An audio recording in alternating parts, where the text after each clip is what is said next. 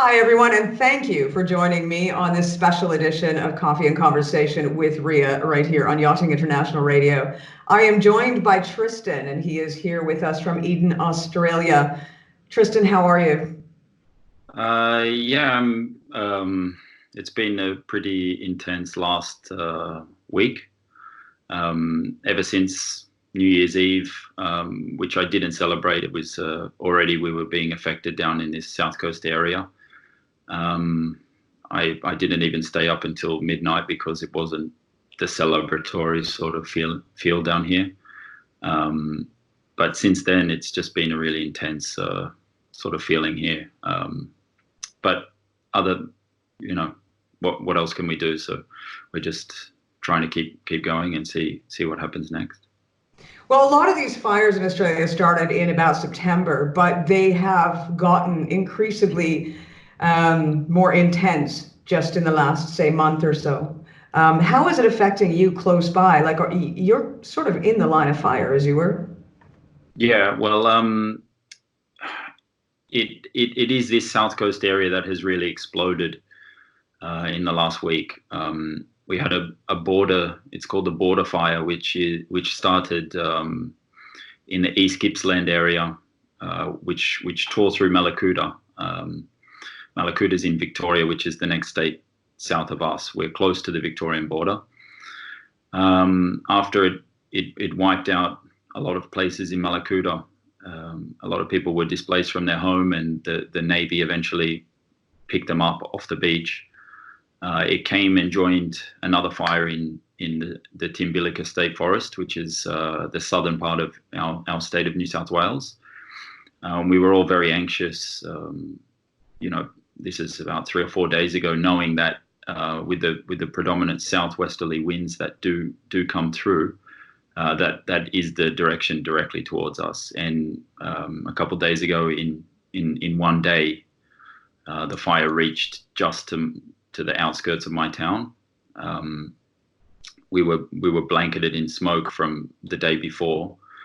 The sky was yellow, then it went red, like bright red, and then it turned black at 4 o'clock in the afternoon, so we couldn't see anything.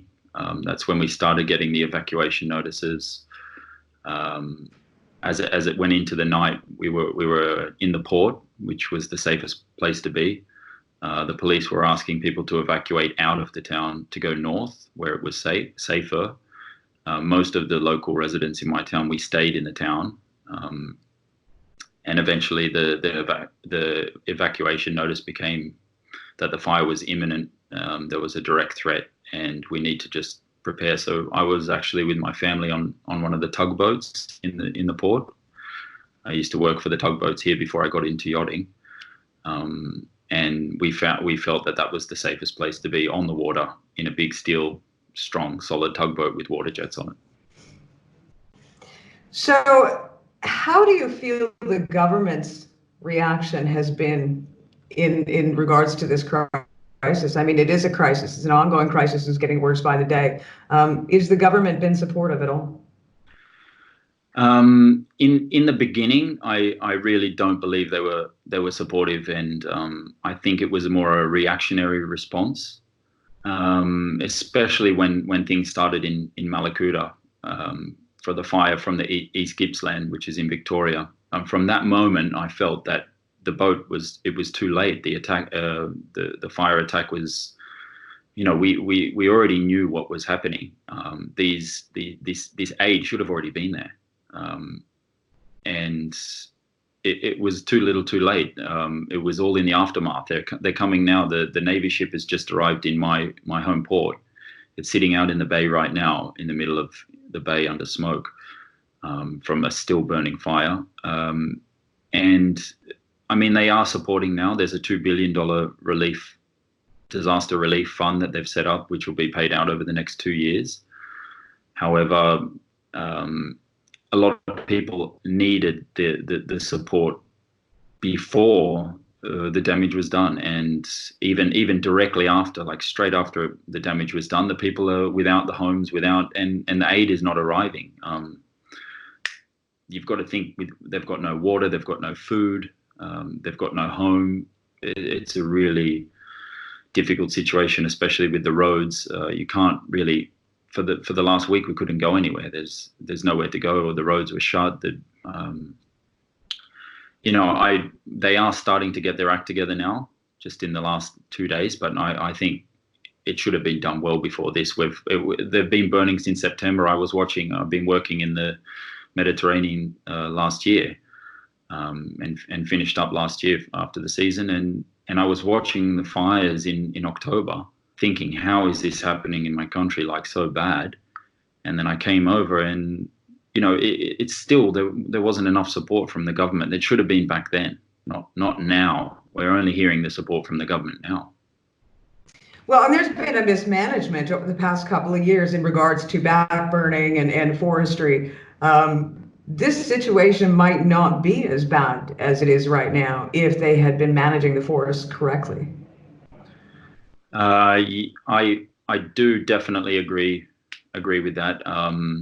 Backburning is something that anyone in a rural area like Eden, anyone from one of these coastal areas that I'm from, anyone from a bush area surrounded by bush, we understand what backburning means. I was riding motorbikes, dirt bikes through the fire trails as a kid. My whole childhood was riding dirt bikes around, and they're fire trails, and it's not like it used to be. It's a lot harder to. I mean, some of the government agents, some of the parties in government are saying that they haven't stopped any of the backburning, but they have. They're making it more difficult for people to clear their own homes and their own properties of trees. You can't take someone's right to save their property and their life by just clearing their own trees, let alone planned forestry, which definitely slows and does contain the spread of wildfire. That I do believe has been definitely mismanaged in the way that they haven't done what they should have done to mitigate that risk of wildfire spread, which we're used to having fire. This is a country of eucalyptus trees that need fire to replenish and regrow, and so definitely that's one part of the problem. It's not the only just to part. clarify, backburning is not taking all the healthy and great trees that are out there. Backburning is essentially getting rid of the undergrowth, the things that are dying. Yep. Sorry. Backburning is basically getting rid of the undergrowth and dead trees and that sort of thing. It's getting rid of the fire hazard, the stuff that really is just sitting around waiting to be tinder.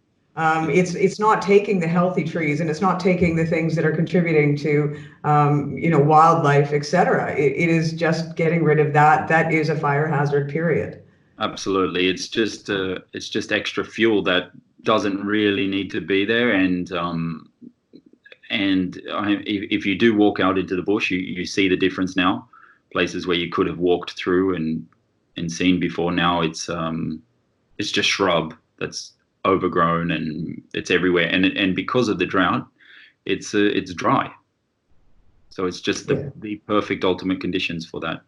Now, a lot of people have seen the video of your Prime Minister after he got back from his vacation in Hawaii, trying to shake hands with people that had been affected by, not only they'd lost their homes, they were out of food, they were begging for some form of help. And he seemed really out of touch with reality. Is that resonating across Australia?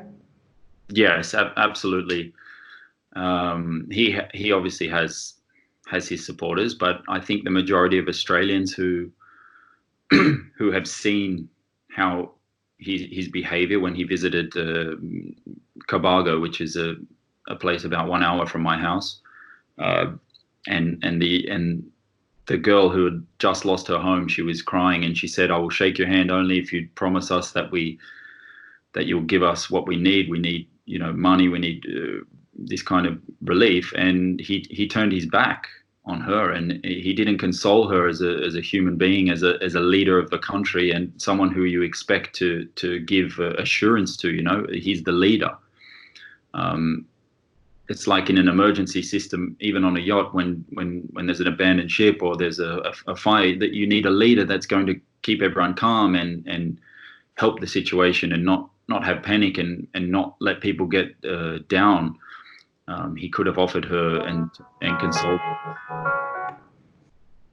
and said that support will be arriving and rest assured, you know. Do you think that that was just more of a media op for him as opposed to actually wanting to go out and do something? It was just showing up for the cameras after having had the bad publicity of vacationing in Hawaii when his country was burning? I absolutely think it was a publicity stunt, just to get some photos, just to see him on the ground. It didn't seem sincere to me. He didn't look them in the eyes and really try and connect on a level, like a humane level, that these people have just lost everything. Yeah. Like you need, like, how can you not put yourself in their shoes just for one minute and think like, my God, like you have nothing, and I'm the leader of your country. Like I'm gonna show my support and give everything I can. He turned his back, and that was a big mistake. Well, I think maybe, the next election round, we'll see what the polls say for his decision-making powers. Another thing that you had mentioned to me is that a lot of these fires were started by arson. Mm-hmm. Yeah, I think a lot of people in the world are not hearing about this, or not believing that it's possible. Australia has arrested 183 arsonists, people who have gone out purposefully in the midst of all of this disaster, this catastrophe. They've gone and lit more fires. That's a significant amount of arsonists. That's arrested arsonists. You've got to think, you can't catch them all. Imagine how difficult it is to find someone running out in the bush and starting a fire. But it's estimated that could be up to 2/3 of these fires started intentionally. When the forest is that dry, and you've seen, I'm sure, the videos of how fast and easy they can ignite, and the fire coming towards us was traveling at 6 kilometers per hour, and it's 150,000 hectares in size. So something that big moving, you can see how fast fire can spread. So these guys are the real scum of the earth. No one understands why they could do something like that, but they're causing a lot of harm, and that's a big part of these fires. It's not, I mean, a lot of people are saying it's climate change. It's not so simple. There's the forestry management, there's intentional arsonists who have started fires, and there's also accidents, cigarettes, barbecues, which or campfires, which have embers flying and starting spot fires. So there's a lot of reasons. Well, and all of the reasons come down to the human element, really, at the end of the day. Every single one of them. Mismanagement, whether or not we're careful with what we do with our rubbish, the climate change, arson, all of this has a human element to it. There's a lot of lightning strikes too. Yeah. That's another big factor. See, that's the thing, is that, we're seeing just recently, everybody was really excited about these storms that were coming and the rain that was coming. But with those storms, yes, you get the rain, but you also get the lightning strikes, which doesn't help. Exactly. Yeah. It's a disaster, really.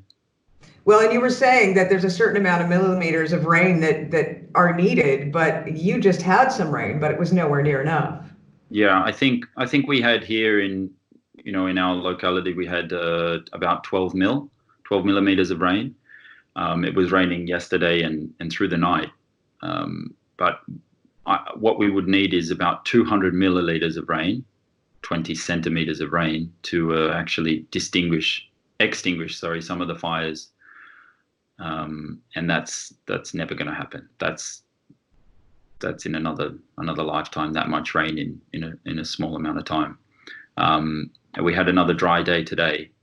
It wasn't too hot here, but I went out for a drive, and I actually grabbed one one tree, which was a dry tree, and I just wanted to see if it was wet at all, or and it was completely dry, and it's been raining like for yesterday all day. So. Well, and you were saying this weekend the winds are expected to pick up again. Right now you're safe in your home. You said your home is covered in soot and ash, but this weekend is supposed to kick up again, and you're not really sure what's going to happen at that stage.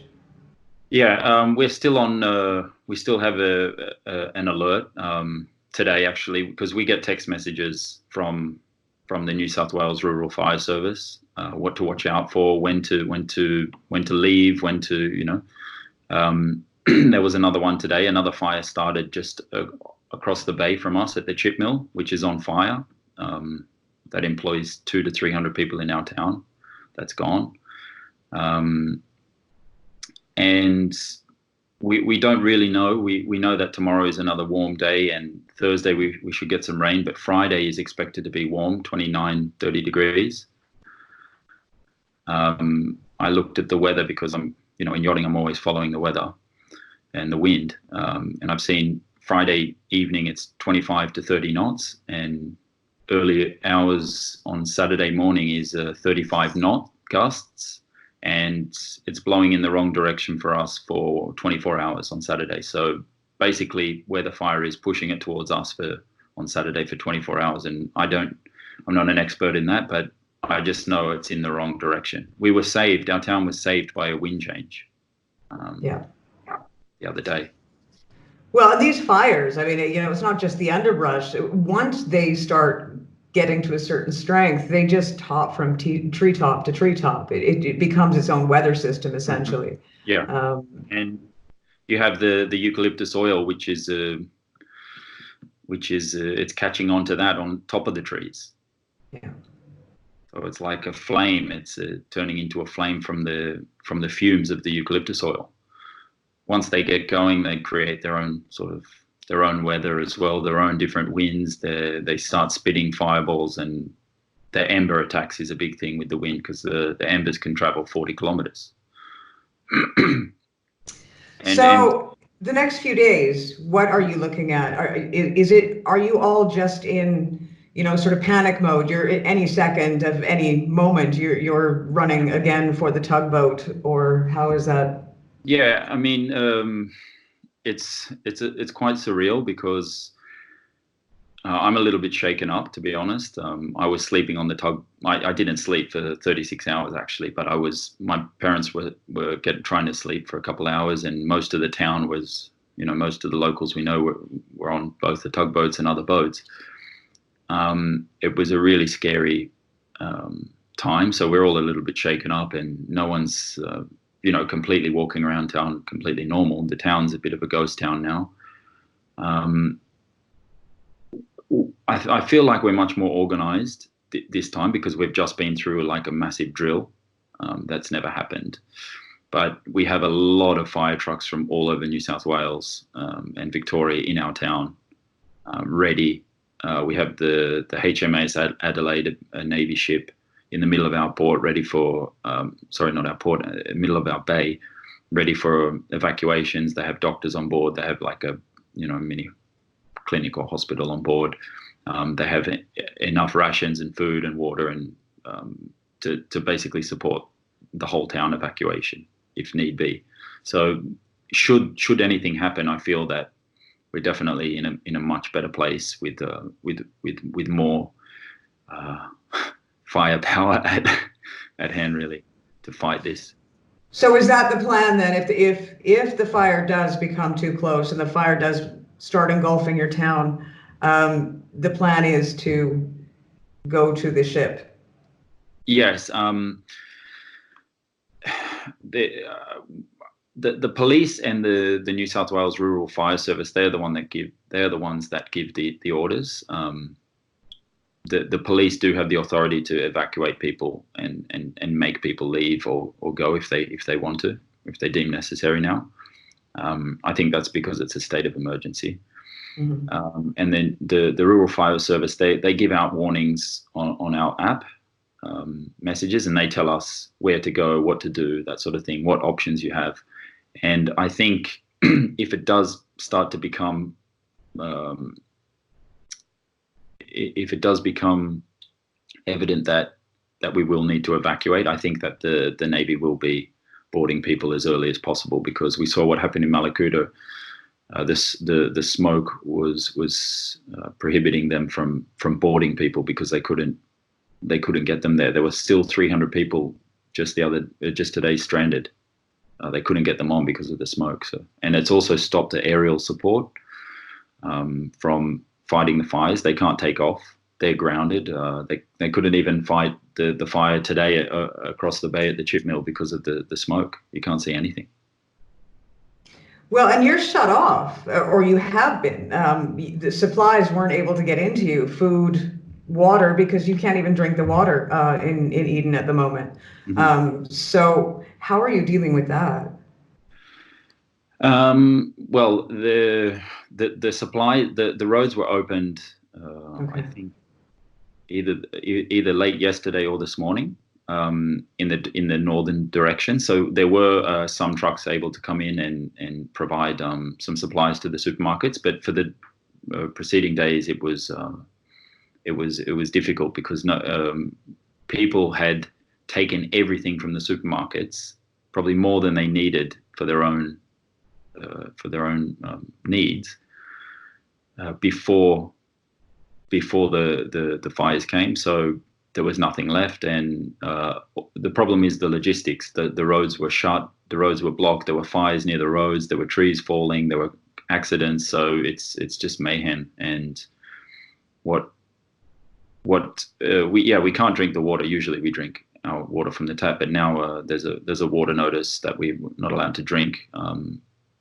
It's not disinfected, so we have water bottles and we're drinking bottled water at the moment. But we do have basic stuff in the supermarkets. We can go shopping now, and it's a little bit more back to normal, which is good. Well, Tristan, I'm not going to keep you any longer, but I want to say thank you, and I want to say best of luck. And I'm sure I can speak for the entire world that we're holding our breath and crossing our fingers that something is going to change, and maybe you will miraculously get that rain that is so much needed in order to help alleviate the problem. But if you would like to keep us informed as often as you possibly can or would like, or have the opportunity to, we'd love to keep you coming back here to let us know how it's going. And we as well are going to provide a link, because we did discuss earlier about all of the different methods of donating to help. But unfortunately, a lot of these methods of donating help takes a while to reach the people that actually need it. And you do have a link where the minute that money is deposited, it's going to go and help the people directly in your community. So we will make sure to provide that when we air this interview later today. So I thank you again very much for your time, and I look forward to hearing from you again, and best of luck and stay safe. Thank you very much. Thank you. That has been Tristan live from Eden in Australia. This is Ria for Yachting International Radio.